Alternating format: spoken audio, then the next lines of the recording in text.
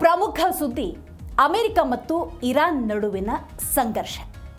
ಕೇವಲ ಇದು ಕ್ಷಿಪಣಿ ದಾಳಿಗಷ್ಟೇ ಸೀಮಿತವಾಗಿದೆಯಾ ಅಂತ ಹೇಳಿದ್ರೆ ಉತ್ತರ ಇಲ್ಲ ಅಂತಾನೆ ಹೇಳಬಹುದು. ಅಮೆರಿಕ ಅಧ್ಯಕ್ಷ ಡೊನಾಲ್ಡ್ ಟ್ರಂಪ್ ಕಾರ್ಗ್ ದ್ವೀಪವನ್ನು ವಶಪಡಿಸಿಕೊಳ್ಳುವುದಕ್ಕೆ ಆದೇಶ ಕೊಡುವಂತಹ ಎಲ್ಲ ಸಾಧ್ಯತೆಗಳಿದ್ದಾವೆ. ಒಂದು ಪಕ್ಷ ಆ ಆದೇಶ ಬಂತು ಅನ್ನೋದಾದರೆ ಇರಾನ್ನ ಜೀವಾಳ ರಕ್ತನಾಡಿಯಾಗಿರುವಂತಹ ಕಾರ್ ದ್ವೀಪವನ್ನು ಅನುಸರಿಸಿರುವಂತಹ ಅವಲಂಬಿಸಿರುವಂತಹ ಇರಾನ್ಗೆ ದೊಡ್ಡ ಹೊಡೆತ ಆಗುತ್ತೆ. ಹಾಗಂತ ಇರಾನ್ ಸುಮ್ಮನೆ ಕೂತಿದ್ಯಾ? ಕಾರ್ಗ್ ದ್ವೀಪಕ್ಕೆ ಬನ್ನಿ, ನಿಮ್ಮನ್ನು ಮಸಣ ಸೇರಿಸ್ತೀವಿ ಅನ್ನುವಂಥ ಸ್ಪಷ್ಟ ಸಂದೇಶವನ್ನು ರವಾನೆ ಮಾಡಿದೆ.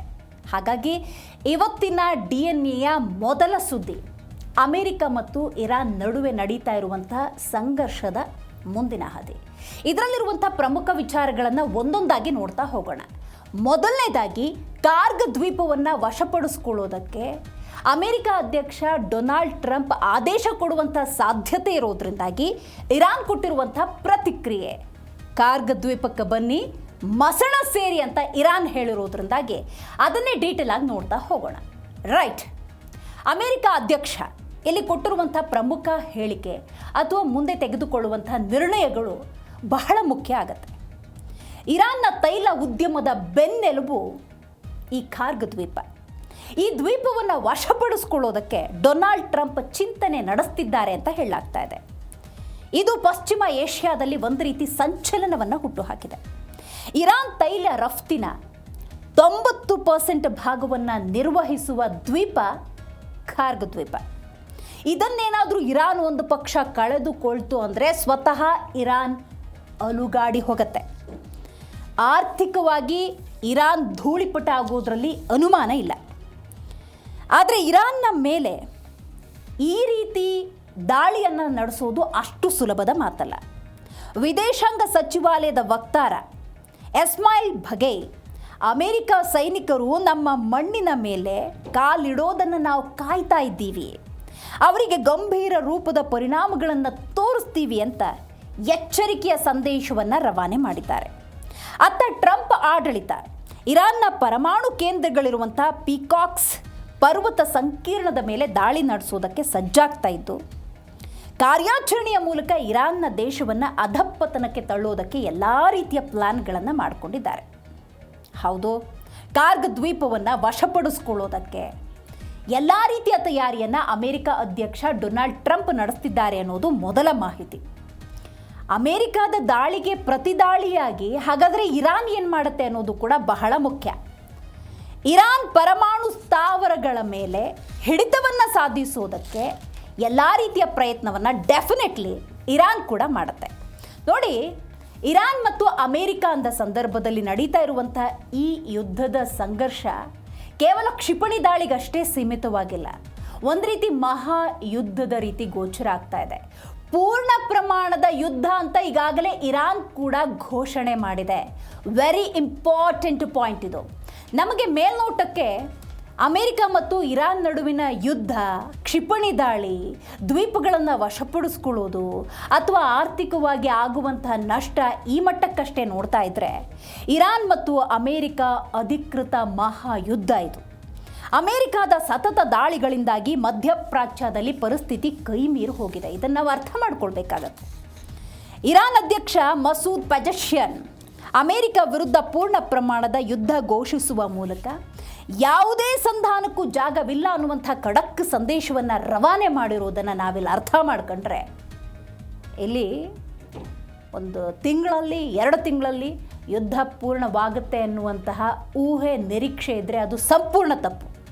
ಇರಾನ್ನ ಏಕೈಕ ನಾಗರಿಕ ಪರಮಾಣು ವಿದ್ಯುತ್ ಸ್ಥಾವರವನ್ನು ಹೊಂದಿರುವ ಆಯಕಟ್ಟಿನ ಬುಷೇಹರ್ ನಗರ ಹಾಗೂ ಅದರ ಸುತ್ತಮುತ್ತಲಿನ ಪ್ರದೇಶಗಳ ಮೇಲೆ ಅಮೆರಿಕ ಕ್ಷಿಪಣಿ ದಾಳಿಗಳನ್ನು ನಡೆಸಿದ್ದು, ಜೋರ್ಡಾನ್ ಮತ್ತು ಇರಾಕ್ ಸೇರಿದ ಹಾಗೆ ಹಲವು ಕಡೆ ಸಂಘರ್ಷದಲ್ಲಿ ಸಾವನ್ನಪ್ಪಿದ ಅಮೆರಿಕದ ಸೈನಿಕರ ಸಂಖ್ಯೆ ಈಗಾಗಲೇ 17ಕ್ಕೆ ಏರಿಕೆಯಾಗಿದೆ.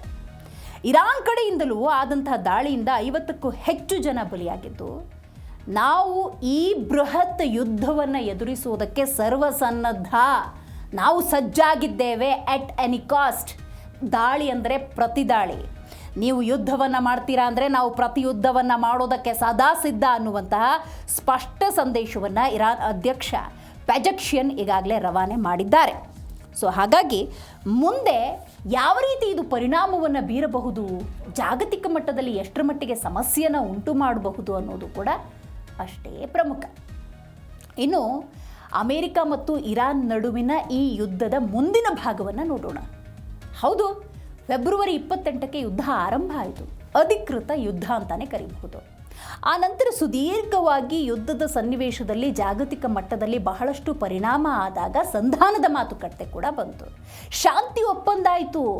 ಊರಿಗೆ ಮುಂಚೆ ಅಮೆರಿಕ ಅಧ್ಯಕ್ಷ ಡೊನಾಲ್ಡ್ ಟ್ರಂಪ್ ಸಹಿ ಕೂಡ ಹಾಕಿದ್ದಾರೆ. ಆದರೆ ಶಾಂತಿ ಒಪ್ಪಂದ ಏನಾಯಿತು, ಯಾವ ಕಸದ ಬುಟ್ಟಿ ಸೇರಿದೆ, ಇದು ಕೂಡ ಬಹಳ ಮುಖ್ಯ ಆಗುತ್ತೆ. ಆ ಪ್ರಮುಖ ವಿಚಾರವನ್ನು ಡೀಟೇಲ್ ಆಗಿ ನೋಡ್ತಾ ಹೋಗೋಣ. ಹೌದು, ಯುದ್ಧದ ಸನ್ನಿವೇಶದಲ್ಲಿ ಆ ಯುದ್ಧವನ್ನು ಸಂಪೂರ್ಣವಾಗಿ ನಿಲ್ಲಿಸುವಂಥ ನಿಟ್ಟಿನಲ್ಲಿ ಇತರ ರಾಷ್ಟ್ರಗಳು ಕೂಡ ತಮ್ಮದೇ ಆದಂತಹ ಪ್ರಯತ್ನವನ್ನು ಮಾಡಿದ್ವು. ಹಲವಾರು ದಿವಸಗಳ ನಂತರ ಒಂದು ಶಾಂತಿ ಒಪ್ಪಂದ ಆಗುತ್ತೆ. ಆದರೆ ಈಗ ಅದು ಸಂಪೂರ್ಣ ರದ್ದಾಗಿದೆ.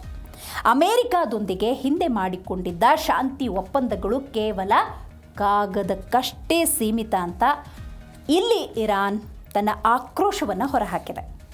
ಈಗ ಯುದ್ಧ ಒಂದೇ ಅಂತಿಮ ದಾರಿ ಹೀಗೆ ಹೇಳ್ಕೊಂಡಿರೋದು ಇರಾನ್. ಇದು ಕೊಲ್ಲಿ ಪ್ರದೇಶದಲ್ಲಿ ಬೆಂಕಿಯನ್ನು ಹೊತ್ತಿಸ್ಬಿಟ್ಟಿದೆ. ಒಂದು ಕಡೆ ಶಾಂತಿಯ ಮಾತನಾಡುತ್ತಲೇ ಮಗದೊಂದು ಕಡೆ ವಿದೇಶಿ ಬ್ಯಾಂಕುಗಳಲ್ಲಿದ್ದ ಇರಾನ್ನ ಹಣ ಬಿಡುಗಡೆ ಮಾಡದೆ ವಂಚಿಸಿ ಕೊಲ್ಲಿ ಭಾಗಕ್ಕೆ ಸದ್ದಿಲ್ಲದೆ ಹೆಚ್ಚುವರಿ ಸೇನೆ ರವಾನಿಸ್ತಾ ಇರುವಂತಹ ಅಮೇರಿಕಾದ ಚಾಣಾಕ್ಷ ನೀತಿ ಅರ್ಥವಾಗುವಂತಹ ದಡ್ಡ ದೇಶ ಇರಾನ್ ಅಲ್ಲವೇ ಅಲ್ಲ. ಅಮೇರಿಕಾದ ಪ್ರತಿ ಪಟ್ಟನ್ನು ತನ್ನದೇ ಆದ ರೀತಿಯಲ್ಲಿ ಅನಲೈಸ್ ಮಾಡುವಂಥ ತಾಕತ್ತು ಇರಾನ್ಗಿದೆ. ಸೊ ಹಾಗಾಗಿ ಆ ಚಾಣಕ್ಯ ನೀತಿಯನ್ನು ಧೂಳಿಪಟ ಮಾಡೋದಕ್ಕೆ ತನ್ನದೇ ಆದಂಥ ನಿರ್ಧಾರವನ್ನು ಈಗಾಗಲೇ ಇರಾನ್ ಕೂಡ ಘೋಷಿಸಿದೆ. ಅಮೇರಿಕ ಸಂಪೂರ್ಣವಾಗಿ ಸಜ್ಜಾಗುವ ಮುನ್ನವೇ ಅದನ್ನು ಮಣಿಸೋದಕ್ಕೆ ಇರಾನ್ನ ಸರ್ವೋಚ್ಚ ನಾಯಕ ಮೋಸ್ತಬಾ ಖಮೇನಿ ಪ್ಲ್ಯಾನನ್ನು ರೂಪಿಸಿದ್ದಾರೆ. ಸೊ ಹಾಗಾಗಿ ಹಾರ್ಮುಜ್ ಜಲಸಂಧಿ ಇರಾನ್ನ ಜೀವನಾಡಿಯದು. ಅದರ ರಕ್ಷಣೆಗೆ ಎಂತಹದ್ದೇ ಭೀಕರ ಪರಿಣಾಮವನ್ನು ಎದುರಿಸುವುದಕ್ಕೆ ಸಿದ್ಧ ಅಂಥೇಳಿ ಈಗಾಗಲೇ ಇರಾನ್ ಕೂಡ ಆ ಸಮರದ ರಣಕಹಳೆಯನ್ನು ಊದಿರೋದನ್ನು ನಾವೆಲ್ಲಿ ಗಮನಿಸಬಹುದು. ಹೌದು, ಮೋಸ್ತಬಾ ಖಮೇನಿ ಬಗ್ಗೆ ನೋಡೋದಾದರೆ ಮೋಸ್ತಬಾ ಖಮೇನಿ ಇರಾನನ್ನು ಮುಂದಿನ ದಿನಗಳಲ್ಲಿ ಯಾವ ಹಂತಕ್ಕೆ ತೆಗೆದುಕೊಂಡು ಹೋಗ್ತಾರೆ, ಆಗಿರುವಂಥ ನಷ್ಟವನ್ನು ಭರಿಸುವಂಥ ನಿಟ್ಟಿನಲ್ಲಿ ಇಂಥ ಯುದ್ಧದ ಸನ್ನಿವೇಶದಲ್ಲಿ ನಾಗರಿಕರ ರಕ್ಷಣೆ ಇರ್ಬೋದು, ಎಲ್ಲ ಆಯಾಮಗಳು ಮುಖ್ಯವೇ. ಆದರೆ ಪ್ರಮುಖವಾಗಿ ಇರಾನ್ ಅಂದಾಗ ತನ್ನ ತೈಲ ಸಂಪತ್ತನ್ನು ಮತ್ತು ತೈಲದ ಸರಕುಗಳು ಹೋಗುವಂತಹ ಮಾರ್ಗವನ್ನು ಹೆಂಗೆ ರಕ್ಷಣೆ ಮಾಡ್ಕೊಳ್ತಾರೆ ಅನ್ನೋದು ಬಹಳ ಮುಖ್ಯ. ರೈಟ್, ಅಮೇರಿಕ ಮತ್ತು ಇರಾನ್ ನಡುವಿನ ಸಂಘರ್ಷದ ಸಮಯದಲ್ಲಿ ನಾವು ಖಾರ್ಗ್ ದ್ವೀಪದ ಬಗ್ಗೆ ಆರಂಭದಲ್ಲಿ ಉಲ್ಲೇಖ ಮಾಡಿದ್ವಿ. ವೈ ಅಮೇರಿಕ ಈಸ್ ಟಾರ್ಗೆಟಿಂಗ್ ಖಾರ್ಗ್, ಇದು ಬಹಳ ಮುಖ್ಯ ಆಗುತ್ತೆ. ಅದ್ರ ಬಗ್ಗೆ ಒಂದಷ್ಟು ಡೀಟೇಲ್ಸ್ ಇದೆ, ನೋಡ್ತಾ ಹೋಗೋಣ. ಯಾಕೆ ಅಮೇರಿಕ ಖಾರ್ಗ್ ದ್ವೀಪವನ್ನೇ ಈ ಮಟ್ಟಿಗೆ ಟಾರ್ಗೆಟ್ ಮಾಡಿದೆ? ಇರಾನ್ನ ಜೀವನಾಡಿ ಈ ಖಾರ್ಗ್ ದ್ವೀಪ ಅತಿ ಹೆಚ್ಚು ವಹಿವಾಟಾಗುವಂತಹ ದ್ವೀಪ ಇದು. ಇರಾನ್ನ ಸಂಪೂರ್ಣ ಆರ್ಥಿಕತೆ 90% ಅಂತ ನಾವು ಉಲ್ಲೇಖ ಮಾಡಿದ್ರೂ ಕೂಡ ಖಾರ್ಗ್ ದ್ವೀಪದ ಮೇಲೆ ಅವಲಂಬಿತವಾಗಿದೆ. ಆ ಆಯಾಮದಲ್ಲಿ ನಾವು ನೋಡ್ತಾ ಹೋಗೋದಾದರೆ ಇರಾನ್ನ ಇಡೀ ಆರ್ಥಿಕ ಶಕ್ತಿಯ ಮೂಲವಾಗಿರುವಂತಹ ಖಾರ್ಗ್ ದ್ವೀಪವೇ ಪ್ರಸ್ತುತ ಡೊನಾಲ್ಡ್ ಟ್ರಂಪ್ ಪ್ರಮುಖ ಟಾರ್ಗೆಟ್. ಇಡೀ ದೇಶದ ಅಂದರೆ ಇರಾನ್ ದೇಶದ 90% ತೈಲ ರಫ್ತು ಉದ್ಯಮ ಈ ಒಂದೇ ಒಂದು ದ್ವೀಪದ ಮೂಲಕ ನಡೀತಾ ಇರೋದು. ದ ಡಿಪೆಂಡೆನ್ಸಿ ಆಫ್ ಖಾರ್ಗ್ ಎಷ್ಟರ ಮಟ್ಟಿಗಿದೆ ಅನ್ನೋದನ್ನು ಈ ಸುದ್ದಿಯನ್ನು ನೀವು ಅರ್ಥ ಮಾಡಿಕೊಂಡಾಗ ಗೊತ್ತಾಗತ್ತೆ. ಜೊತೆಗೆ ಬುಷೇಹರ್ ಕರಾವಳಿಯಿಂದ ಕೇವಲ 55 ಕಿಲೋಮೀಟರ್ ದೂರದಲ್ಲಿರುವಂತಹ ಈ ಆಯಕಟ್ಟಿನ ಪ್ರದೇಶದಲ್ಲಿ ಆಳ ಸಮುದ್ರ ಇರೋದ್ರಿಂದಾಗಿ ಬೃಹತ್ ತೈಲ ಟ್ಯಾಂಕರ್ಗಳು ಸುಲಭವಾಗಿ ಬಂದು ಹೋಗೋದಕ್ಕೆ ಸಾಧ್ಯವಾಗಿತ್ತು. ಈ ದ್ವೀಪವನ್ನು ವಶಪಡಿಸ್ಕೊಂಡ್ರೆ ಇರಾನ್ನ ಆರ್ಥಿಕತೆಯ ಕುತ್ತಿಗೆಯನ್ನೇ ಹಿಸುಕಿದಂತಾಗತ್ತೆ. ಜಾಗತಿಕವಾಗಿ ದಿವಾಳಿ ಅಂತ ಪ್ರೂವ್ ಮಾಡ್ಬೋದು. ಇದು ಟ್ರಂಪ್ ತಂತ್ರ.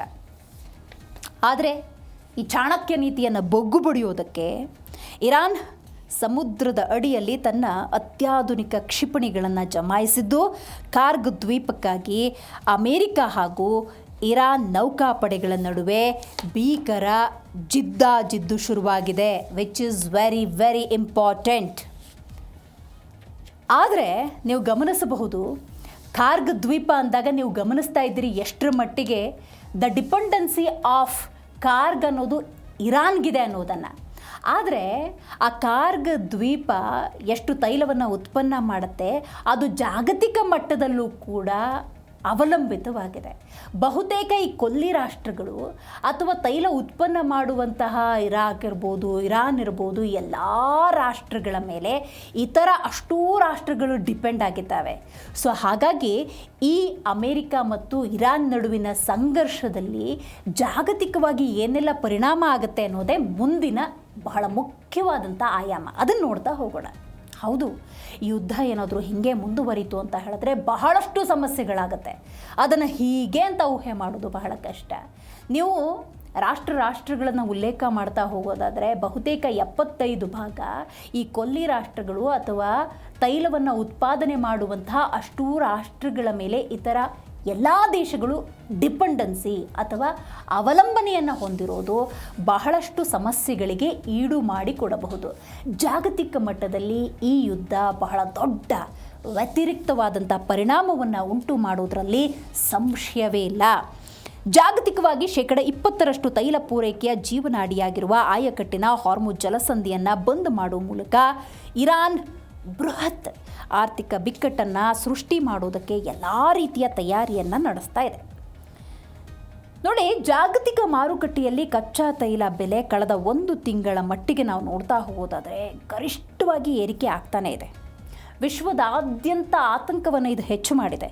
ಈ ಕಡಲ ಮಾರ್ಗದ ಮೇಲೆ ಪೂರ್ಣ ಹಿಡಿತ ಸಾಧಿಸೋದಕ್ಕೆ ಅಮೇರಿಕ, ಇರಾನ್ ನೌಕಾಪಡೆಗಳ ನಡುವೆ ಭೀಕರ ಸಮರ ನಡೀತಾ ಇದ್ದು, ಅಮೇರಿಕ ಇರಾನ್ನ ಬಂದರುಗಳಿಗೆ ದಿಗ್ಬಂಧನವನ್ನು ವಿಧಿಸೋದಕ್ಕೆ ಎಲ್ಲ ರೀತಿಯ ತಯಾರಿಯನ್ನು ನಡೆಸಿದೆ.